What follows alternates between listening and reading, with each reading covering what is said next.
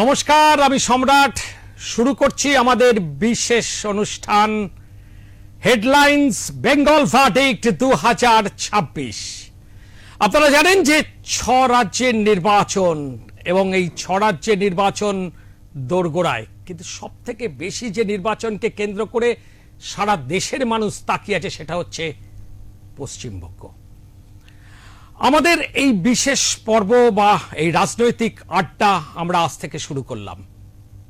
এটা চলবে নতুন সরকার অর্থাৎ পশ্চিমবঙ্গ সরকার গঠন পর্যন্ত। তবে আমাদের একটা সিদ্ধান্ত নিয়েছি যে শুধুমাত্র রাজনৈতিক ব্যক্তিত্বদের নিয়ে নয়, আমরা এই অনুষ্ঠানে অতিথি হিসাবে বিভিন্ন স্তরের মানুষকে নিয়ে আসব। সেটা পলিটিশিয়ান যেমন থাকবে, তেমনি থাকবেন ডাক্তার, তেমনি থাকবেন আইনজীবী, তেমনি থাকবেন অধ্যাপক, সাধারণ মানুষ। কারণ ভোটটা তো শুধু রাজনীতিবিদরা দেন না। তাই আজকের আমাদের এই অনুষ্ঠানের অর্থাৎ হেডলাইন্স বেঙ্গল ভার্ডিক্ট 2026-এর অতিথি হিসাবে আমার ডান দিকে রয়েছেন আইনজীবী সোমেন দত্ত, নমস্কার, এবং একদম ডান দিকে রয়েছেন অধ্যাপক ডক্টর দেবাঞ্জন ব্যানার্জি। নমস্কার। আমি শুরুতেই যেটা সোমেন জিজ্ঞেস করব, একজন আইনজীবী হিসাবে আমি জানতে চাইব যে অন্য রাজ্যের এসআইআর নিয়ে কোনো গোলমাল নেই, কোনো কিছু নেই, পশ্চিমবঙ্গে এসআইআর নিয়ে এত গোলমাল কেন? দেখো, আইনের অ্যাসপেক্টে বলতে গেলে যদি এসআইআর এমন একটা কর্মসূচি বা এমন একটা পদ্ধতি যে পদ্ধতিটাকে বেঙ্গলে শুরু থেকেই মেনে নেওয়া হয়নি। তার কারণটা হচ্ছে এখানে একটা দলগতভাবে না বোঝালে বোঝানো যাবে না কেন হচ্ছে না, কেন এই অশান্তি। শুরুতেই কেন্দ্রীয় সরকারের রাজ্য প্রতিনিধি তিনি শুভেন্দু অধিকারী, তিনি প্রথমেই বলে দিয়েছিলেন যে পশ্চিমবঙ্গে 2 কোটি লোকের নাম বাদ যাবে। 2 কোটি না, 1 কোটি লোকের নাম বাদ যাবে, এবং তারা রোহিঙ্গা এবং বাংলাদেশি। প্রথমত হচ্ছে এটা একটা মানুষের মধ্যে ভয় সৃষ্টি করা হলো।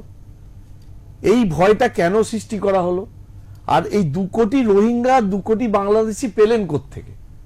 উনি যখন কথাটা বললেন তার পরবর্তী পর্যায়ে যখন দেখা গেল যে কিছু না হলো এই ফার্স্ট সিলেকশনে, ড্রাফট সিলেকশনে প্রায় কাছাকাছি পৌঁছে দিয়েছে। এই ফিগারটা কি তাহলে প্রি ডিটারমাইন ছিল? মানুষকে কি এটা ভয় দেখানোর একটা পদ্ধতি ছিল?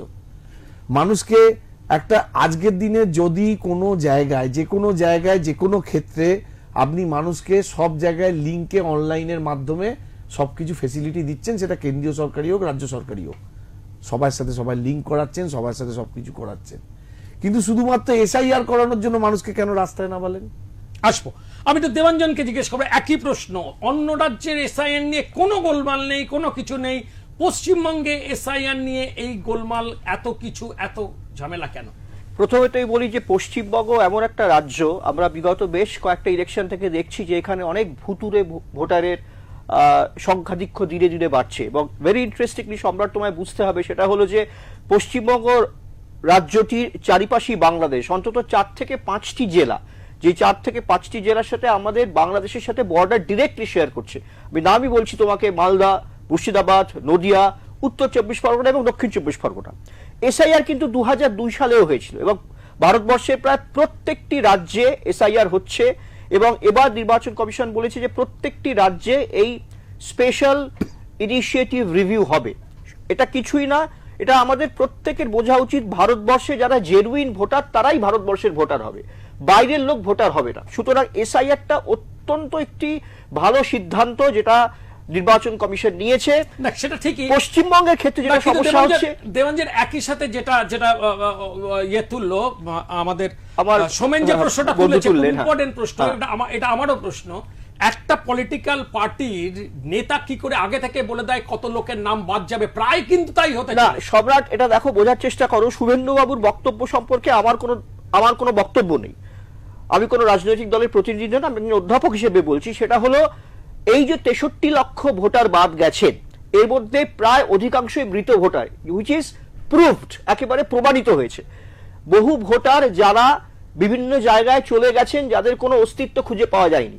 যখন ইনিউমারেশন ফর্ম দেওয়া হয়, তাদের যখন হিয়ারিং এ ডাকা হয়, তাদের কোনো অস্তিত্বই খুঁজে পাওয়া যায়নি। ফলে তার সারবত্তা প্রমাণিত হয়েছে যে এই 63 লক্ষের কোনো অস্তিত্ব নেই।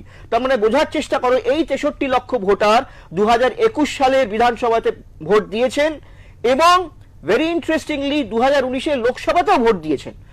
এই 63 লক্ষ এই ছাড়া জায়গাতেই একটু আমার বলার আছে, হ্যাঁ, নিশ্চয়ই, দেবাঞ্জন বাবু যেটা নিশ্চয়ই। বললেন, একদম। এই যে 63 লক্ষ ভোটার গত বিধানসভা গত লোকসভায় ভোট দিয়েছে, এর প্রামাণ্যটা কোথায়?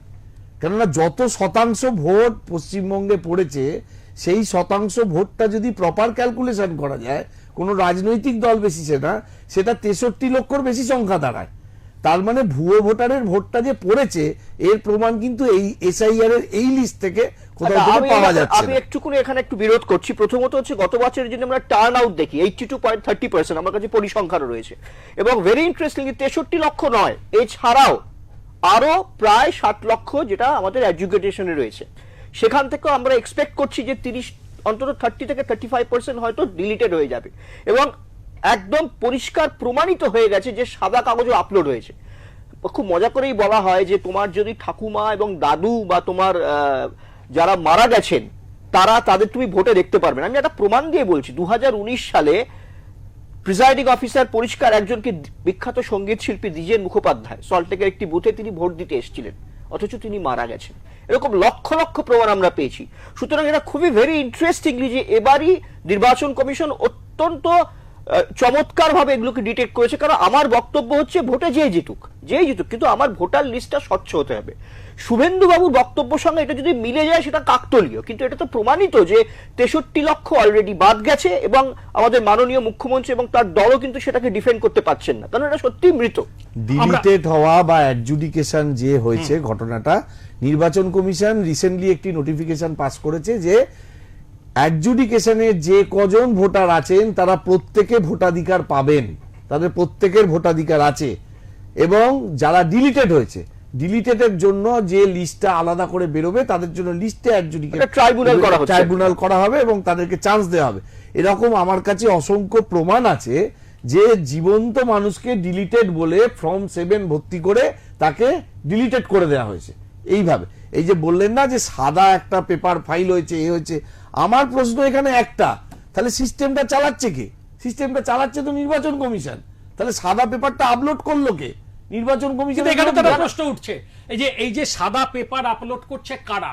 যারা করছে তারা তো হচ্ছে রাজ্য সরকারি, এই জন্যই তো আমাদের রাজ্য সরকারি। আমি কথাটা বলতে চাইছি, অভিযোগটা তো সেটাই উঠেছে। হ্যাঁ, অভিযোগটা সেটা উঠেছে, কিন্তু সেই অভিযোগের কিন্তু কোনো প্রামাণ্যতা নেই। কিন্তু একই সাথে এটাও নামেতেও দেখাতে পারবেন না। এটাও দেখা গেছে যে এক ভদ্রলোক 20 বছর বয়সে, তার মাত্র 20 বছর বয়সে সে 10 সন্তানের পিতা হয়েছে। বাবার সাথে ছেলের বয়সের ডিফারেন্স দেখা যাচ্ছে 10 বছর। এবং ভেরি ইন্টারেস্টিংলি মাননীয় মুখ্যমন্ত্রী মমতা বন্দ্যোপাধ্যায় যখন সুপ্রিম কোর্টে যান, সওয়াল না করলে উনি আমাদের চিফ জাস্টিস। আমি থামি একটা দর্শক বন্ধুর একটা মজার গল্প বলি, মানে একদম এই যে 10 সন্তানের পিতা কি 50 সন্তানের পিতা ইত্যাদি নিয়ে একদম বাস্তব অভিজ্ঞতা। ভারত সেবাশ্রম সংঘের স্বামীজিদের প্রায় 30-35 জনের স্বামীজিদের এটা আটকে যায় ওখানে। তা আটকে যাওয়ার কারণটা কি? তার কারণ তারা প্রত্যেকেই তাদের পিতার নামের জায়গায় লিখেছিলেন প্রণমানন্দজি মহারাজ। মানে 40 জনের পিতা হচ্ছে প্রণমানন্দজি মহারাজ। আচ্ছা, 40 জনের পিতার নাম তো আর ওটা হতে পারে না, ফলে সেটা আটকে দেওয়া হয়। পরবর্তীকালে যে আইন, যা নিয়ম মেনে তারা তাদের ইয়ে করে, এবং সেটা এই আমি যতটুকু জানি যে এই 40 জনকে প্রধান গুরু বা মহারাজ হিসেবে। আচ্ছা, আমরা এবার একটা অন্য প্রসঙ্গটা, এসআইআর চলবে সারাদিন, এর কোনো শেষ নেই। আমি একটা জিনিস জিজ্ঞেস করি সোমেন, একদম রাজনৈতিক প্রশ্নে আসা, কি হতে পারে এবারের 2026-এর নির্বাচন? প্রথম হচ্ছে একটা নির্বাচন না, মানে একটা দিন বা একটা সপ্তাহ বা একটা মাসের কোনো ইভেন্ট নয়, একটা সম্পূর্ণ পরিধির একটা ইভেন্টের ফলাফল, সেটার নাম হচ্ছে নির্বাচনের ফলাফল। যে সরকার গত সরকার থেকে শুরু করেছে, এই সরকার সে কি কি দিয়েছে, কি কি হয়েছে, এবং নির্বাচনের প্রার্থীর তালিকা।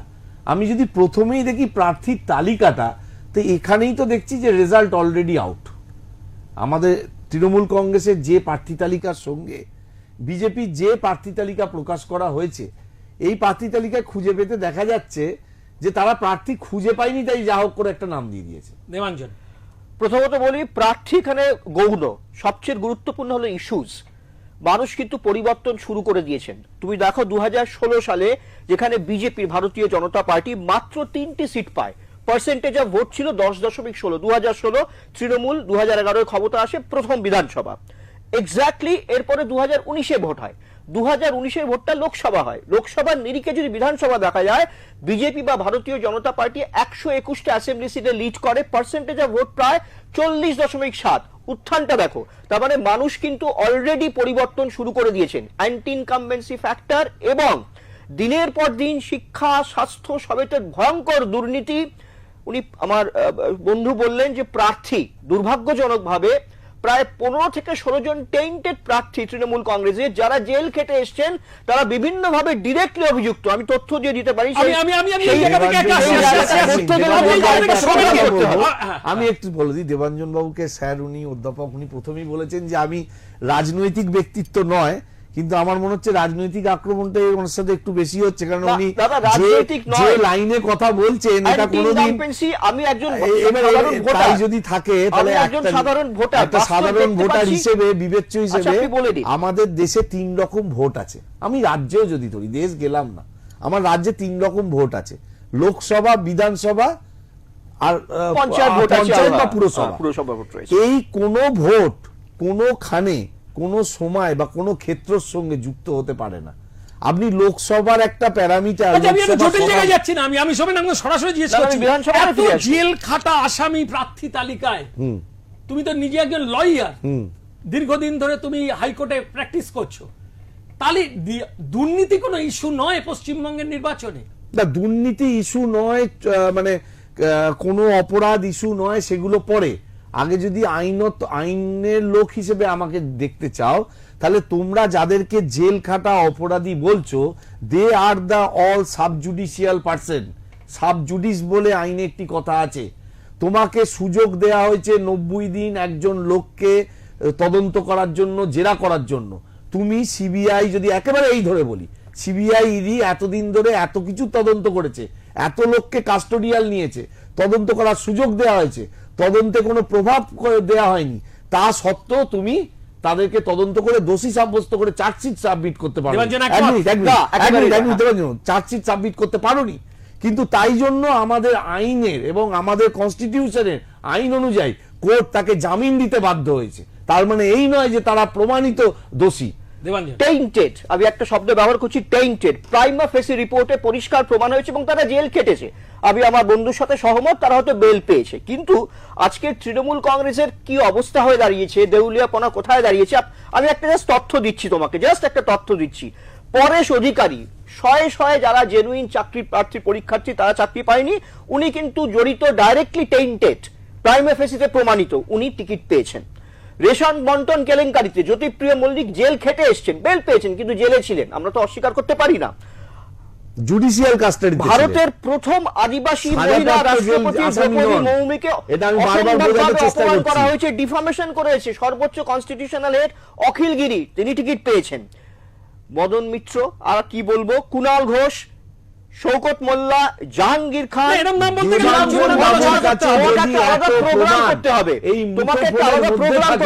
তাহলে সেই প্রমাণ কেন উনি ইডি সিবিআই রাতে তুলে দিচ্ছেন না? এই প্রমাণগুলো কেন তুলে দিচ্ছেন না? পশ্চিমবঙ্গের আসামিরা 1947 সাল থেকে আজকে আইনগত ভালো প্রশ্ন তুলেছে যে এত প্রমাণ যদি থাকে তাহলে ইডি বা সিবিআই কি করছে? উল্টো ভাবে ভাবো, এটা তো কেন্দ্রীয় সরকারের ভাবে ভাবো। আজকের একটা সিবিআই ইনকাম ট্যাক্স বছরের সরকার আজকের কোথায় গিয়ে দাঁড়িয়েছে? এই অভিযুক্ত লোকগুলোকে টিকিট দিতে হচ্ছে, মানে ওদের লোক নেই। অভিযুক্ত প্রমাণ নয়, এখানেই তো আমার অবজেকশন।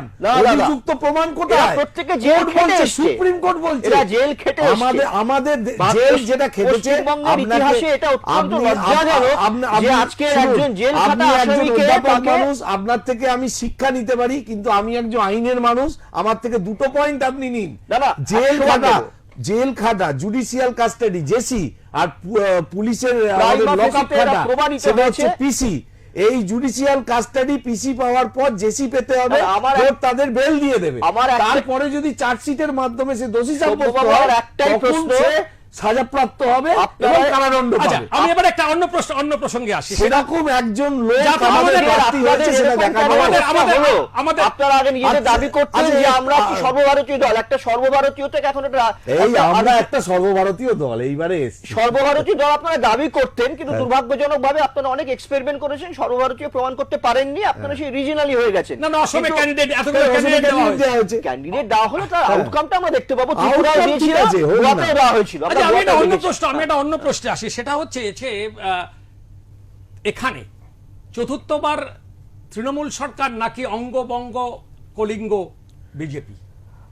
সম্রাট, আমি যেটা বলি, অলরেডি অঙ্গ এবং তুমি যদি- কলিঙ্গ পরে এবার বঙ্গ পাবে কি? তথ্য এবং পরিসংখ্যানের দিকে যাও তাহলে কিন্তু আমার ব্যক্তিগত মত হচ্ছে এবার কিন্তু ওই ইংরেজিতে একটা কথা আছে নেল বাইটিং ফিনিশ বা ক্লিফ হ্যাঙ্গার, হয়তো ক্লোজ কন্টেস্ট হবে, কিন্তু আমার ব্যক্তিগত মত অনুযায়ী আমি বলতে পারি, আমি যতটুকু অ্যানালিসিস করেছি, সিনথেসিস করেছি এবং এসআইআর এর যে ইম্প্যাক্টটা হয়েছে, পজিটিভ ইম্প্যাক্ট, তাতে কিন্তু এবার মনে হচ্ছে অ্যাডভান্টেজ ভারতীয় জনতা পার্টি। আমি সোমেন অন্য একটা প্রশ্ন করি, হুমায়ুন না, কবির, এইটার একটু আমি উত্তরটা দেবো না। না আমি তোমাকে উত্তর দেওয়ার জন্যই দিচ্ছি, সেটা হচ্ছে হুমায়ুন কবির, আইএসএফ, মিম, সংখ্যালঘু ভোট তৃণমূলের একটা বড় অ্যাসেট, 30% প্রায় সংখ্যালঘু ভোট, এরা কি ভোটে এবার ফ্যাক্টর হয়ে যাবে? মানে হুমায়ুন কবির, আইএসএফ, মিম এরা? দেখুন একটা কথা বলি, তৃণমূল কংগ্রেসে যদি রাজনৈতিক প্রশ্ন আপনি আমাকে করেন তাহলে সম্রাটদা একটা কথাই বলবো, তৃণমূল কংগ্রেসে ব্যক্তি যদি ফ্যাক্টর হয় সেটা হচ্ছে মমতা ব্যানার্জি। মমতা ব্যানার্জি আদর্শে, মমতা ব্যানার্জির নেতৃত্বে আমাদের দল চলে। অভিষেক বন্দ্যোপাধ্যায় এখন বর্তমানে সংগঠন অত্যন্ত দক্ষতার সঙ্গে সামলাচ্ছেন এবং তার মধ্যে থেকে কোনো এক ব্যক্তি বেরিয়ে গেল, কোনো এক ব্যক্তি এসে গেল।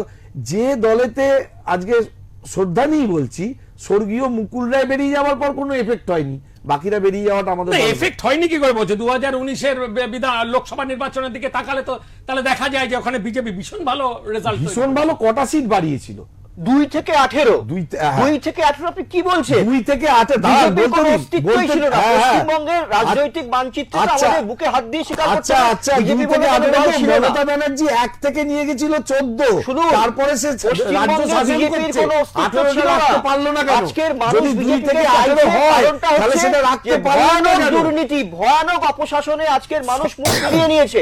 বিজেপি পশ্চিমবঙ্গে ছিল না, তথ্য পরিসংখ্যান বলছে 2014 আগে বিজেপির কোনো অস্তিত্ব ছিল না। আজকে সেই বিজেপি মমতা ব্যানার্জির ইভেন অস্তিত্ব কি ছিল?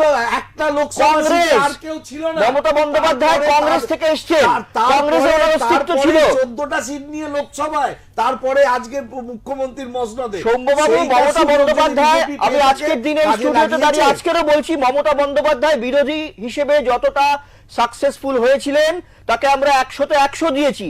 বামফ্রন্টের অপশাসনকে উনি সরিয়েছিলেন, ওই জগদ্দল পাথরকে উনি সরিয়েছিলেন, কিন্তু দুর্ভাগ্যজনকভাবে মমতা বন্দ্যোপাধ্যায় আজকের শাসক হিসেবে আজকের দিনে, আজকের যে তোমার এই প্রোগ্রামটা হচ্ছে, চরম ব্যর্থ হয়েছেন আজকের দিনে, এটা প্রমাণিত হয়েছে। এইটা মমতা বন্দ্যোপাধ্যায় যদি ব্যর্থতা হয় শাসক হিসেবে ব্যর্থ হয়েছে, তাহলে শাসক হিসেবে চরমভাবে যদি ব্যর্থ ব্যর্থ হয়েছে। হয় তাহলে 2-3টে অঙ্কের পরিসংখ্যান বললে, এক হচ্ছে আমাদের সিটের ভোট পাওয়ার একটা ঊর্ধ্বমুখী গ্রাফ, দ্বিতীয় হচ্ছে সরকারের যা যা প্রকল্প আছে সেই প্রকল্পগুলো যদি অঙ্কের বিচারে যাই, গত সরকার থেকে ছেড়ে আসা বা অন্য সরকার সেগুলো কোনো রকম প্রচেষ্টা না করা, এই মমতা ব্যানার্জির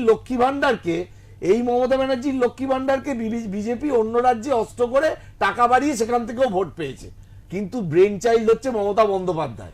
গত বিধানসভা নির্বাচনে এবার আরেকটা পরিসংখ্যান দিই, মানে আমি পরিসংখ্যানের বাইরে অন্য একটা প্রশ্ন জিজ্ঞেস করি, সেটা হচ্ছে যে মোদির গ্যারেন্টি, আমাদের ব্রিগেড প্যারেড গ্রাউন্ডে মোদিজি বলেছেন আমার গ্যারেন্টি, মোদির গ্যারেন্টি বরং মমতার দিদির 10 প্রতিশ্রুতি, কে এগিয়ে থাকবে? 100% নরেন্দ্র মোদী। গ্যারেন্টিটা কোথায়? গ্যারেন্টি কিসের গ্যারেন্টি? সেই কি কোথায় একটা আমরা শুনেছিলাম না যে প্রথমবার আসার আগে 15 লক্ষ টাকা, সেটা কোথায়? দেবাঞ্জন, তোমার ব্যাংক অ্যাকাউন্টে 15 লক্ষ টাকা পেয়েছো? বাবা, শোনো, সেটা প্রথম 15 লক্ষ টাকা ছবিও আসেনি, হোয়াটসঅ্যাপে ফটো আসেনি। আজকে যেভাবে অ্যান্টি ইনকামবেন্সি তৈরি হয়েছে, এটা তো মানে আমি আমার বলা হচ্ছে তোমাকে একটা আমি প্রোগ্রাম একজন করতে হবে। সাধারণ মানুষ না, মুখ আমি ফিরিয়ে একজন নিয়েছে। সাধারণ মানুষ হিসেবে এক মিনিট, শোনেন এক মিনিট, সরকারের আমি থেকে মানুষ মুখ একজন ফিরিয়ে সাধারণ নিয়েছে। নাগরিক হিসাবে জানতে চাই, সাধারণ নাগরিক হিসাবে, আমি অ্যাঙ্কার এই মুহূর্তে ছেড়ে দাও, সাধারণ নাগরিক হিসাবে আমি একটা টাকা পাচ্ছি, ও যেটা বললো লক্ষ্মীর ভান্ডার, মহিলারা পাচ্ছেন। ওই এখন যুবসাথী যুবসাথী পাচ্ছে, কন্যাশ্রী পাচ্ছে, সেখানে দাঁড়িয়ে বার্ধক্য ভাতা গ্যারান্টির পাচ্ছে। ভিত্তিতে আমি কাকে সাপোর্ট দেবো? একটা সাইকোলজি, জেনারেল সাইকোলজি কি, হিউম্যান, তুমি তো একজন অধ্যাপক, হিউম্যান সাইকোলজি কি বলে? আমি পাচ্ছি নিশ্চিত, আমি পেতে পারি, কোনটা কোনটা কোনটা সাইকোলজিতে মানুষের কাছে এফেক্ট করে? একটা রাজ্যকে, পশ্চিমবঙ্গের মতো রাজ্যকে, যেই পশ্চিমবঙ্গ আগে ভারতবর্ষকে শাসন করতো ইন্টেলেক্টের দিক থেকে, সব দিক থেকে, আজকে সেই রাজ্যটা একটা ভাতার কাছে চলে গেছে।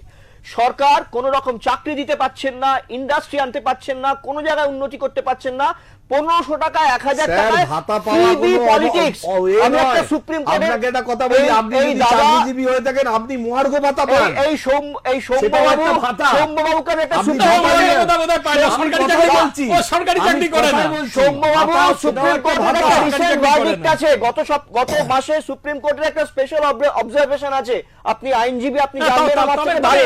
এইটা কিন্তু একটা প্রশ্ন, কিন্তু freebie politics, Samrat, freebie politics is detrimental for any society. যে কোনো সোসাইটি, যে কোনো ডেভেলপ কান্ট্রির পক্ষে ফ্রিবি পলিটিক্স এর উপর সুপ্রিম কোর্ট একটা স্পেশাল ভার্ডিক্ট দিয়েছে। সেই এক্সপ্লেনেশনটা এটাই যে একটা রাজ্য উন্নতির দিকে যাবে, সে চাকরি দেবে, সে ভাতা দেবে না। সুতরাং ফ্রিবি পলিটিক্স দিয়ে দেবে না। ফ্রিবি পলিটিক্সে কোন লাইনে লেখা আছে? একেবারে সুপ্রিম কোর্টের স্পেশাল ভাতা অবজারভেশন দেয়া যাবে না, একদম নয়, ভাতা দেয়া যাবে না, একেবারেই নয়। সেটাকে ডিসকারেজ করছে, সেটাকে ডিসকারেজ করছে, দেওয়া যাবে না বলেনি। মামলাটা উঠেছে, মামলাটার ভার্ডিক্ট, ডিসকারেজ এনকারেজ করে না। মামলাটার তারা সব সময় রায় শোনায়।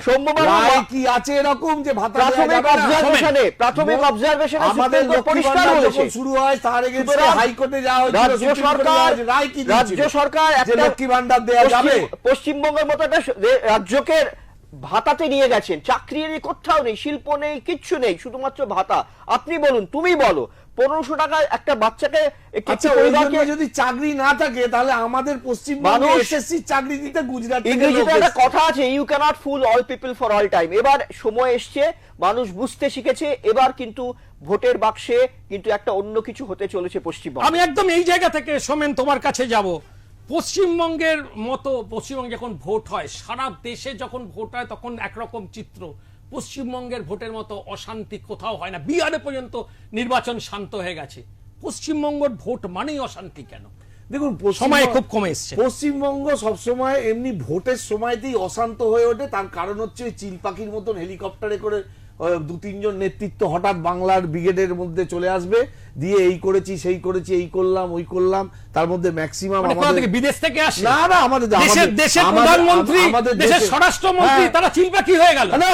আর তোমার দল যখন হচ্ছে গিয়ে অন্য রাজ্যে গিয়ে নির্বাচনে যায়, সেখানে মমতা বন্দ্যোপাধ্যায় প্রচারে যায়, তখন হচ্ছে কি বাজপাখি হয়ে যায়? না, তাহলে 5 বছর ধরে দেখে না কেন পশ্চিমবঙ্গকে? 5 বছর ধরে পশ্চিমবঙ্গে আসে না, কোথায় আছে? নির্বাচন ছাড়া তোমরা যখন 5 বছরের মধ্যে এবারে অসমে তোমাদের ক্যান্ডিডেট দিয়েছো, সেখানে কতবার তোমার দলের নেতৃত্ব করে তোমার নেতৃত্ব, তোমার তৃণমূলের নেতৃত্বটা অন্য রাজ্যে প্রচারে কতবার যায়, বছরে কতবার যায়? তৃণমূল তো সেখানে শাসন করছে না, সেন্ট্রাল গভর্নমেন্টে নেই। শাসন গভর্নমেন্টের জায়গায় যদি তারা, স্টেট তো একটা ভারতবর্ষের মধ্যেও পড়ে, অবশ্যই স্টেটের প্রধানমন্ত্রী তার অবজারভেশন, প্রধানমন্ত্রী যে কোনো জায়গায় সুবিধা প্রাপ্তি দেওয়া, প্রধানমন্ত্রী রাজ্যের যেগুলো আমাদের পাওনা আছে সেগুলোকে দেওয়া, সেগুলোকে দেয় কোথায়? আরে তোমাদের মুখ্যমন্ত্রী তো বলছেন যে রাষ্ট্রপতি নাকি এতবার আসছেন, তাই তিনি সময় দিতে পারছেন না যে ওনার সাথে দেখা করার, বারবার উনি যেতে পারছেন না। আমি দেবাঞ্জনের কাছে যাব। দেবাঞ্জন, এই একই প্রশ্ন, পশ্চিমবঙ্গের ভোট আজকে একটা বিভীষিকায় পশ্চিমবঙ্গে অত্যন্ত দুর্ভাগ্যের সঙ্গে জানাচ্ছি, আমার নিজের রাজ্য, লজ্জায় আমি বিভিন্ন কনফারেন্সে বাইরে যাই, লোক বলতে শুরু করেছে, আমার নিজের খারাপ লাগে, আমার রাজ্য ওয়েস্ট আর নেই, আপনার রাজ্য এখন এটা WASTE হয়ে গেছে, ওয়েস্ট বেঙ্গল। সন্ত্রাস আবার স্ট্যাটিস্টিক্সে যাও, তুমি দেখতে পাবে গত পঞ্চায়েত নির্বাচন, পোস্ট পোল ভায়োলেন্স, বেলেঘাটাতে একজন বিরোধী কর্মীকে মারা হলো, খুন করা হলো, এবং একজন MLA বিহার ঠান্ডা হয়ে গেল। আনফরচুনেটলি এখানে ভোট নেই, গায়ের জোরে, ক্ষমতার আস্ফালনে, ক্ষমতার অপব্যবহার করে ভোট করা হচ্ছে, এবং রাজ্যটার ভোটটাকে এমন একটা জায়গায় নিয়ে যাওয়া হয়েছে, সেন্ট্রাল গভর্নমেন্টকে সেন্ট্রাল ফোর্স দাঁড়িয়ে ভোট করাচ্ছে, সমস্ত বুথে যখন সুপারভিশন পাঠাচ্ছে, সুপারভাইজার দিচ্ছে, সিসিটিভি দিচ্ছে, তাহলে সেগুলো মানুষ সব ভোট সেন্ট্রাল দিতে পারছে না, আমাদের তো ইলেকশন সন্ত্রাস কমিশনের করা আন্ডারে হচ্ছে। আমাদের একদম 1 মিনিট সময় রয়েছে। ইলেকশন কমিশনের আন্ডারে। আমার বক্তব্য হচ্ছে পশ্চিমবঙ্গে যে যে Exactly, ইলেকশন জিনিসগুলো কমিশনের আন্ডারে ভোট দেওয়া কোনো চলছে না। এই জন্য ইলেকশন কমিশন কি করছে? এইবার ইলেকশন কমিশন অবশ্যই আমি এই ব্যাপারে দেখাচ্ছে সহমত। 100টা ক্যামেরা, কিন্তু 100টা ক্যামেরা দেখার জন্য 200টা লোক, 200টা চোখ চাই। সেখানে মানে 100টা লোক একদমই, চাই। একদমই। সেইখানে আমি লোকটা শেষ কোথায়? করছি এইটুকু, সেই জন্যই আজকের এবারে ইলেকশন আগে কমিশন কেন্দ্রীয় সরকারকে এতখানি পশ্চিমবঙ্গে এই বছর আমাদের ইলেকশন নাগরিক কমিশন কি করবে আগে তার দিকে আমাদের তাকিয়ে থাকতেই হবে। দর্শক বন্ধু, আমাদের সময় একদম শেষ, অর্থাৎ হেডলাইন্স বেঙ্গল ভার্ডিক্ট 2026-এর আজকের এই রাজনৈতিক আড্ডা এখানেই শেষ করছি। আগামী দিনে আবার ফিরে আসব অন্য অতিথিদের সঙ্গে নিয়ে। ততক্ষণ ভালো থাকবেন, সুস্থ থাকবেন।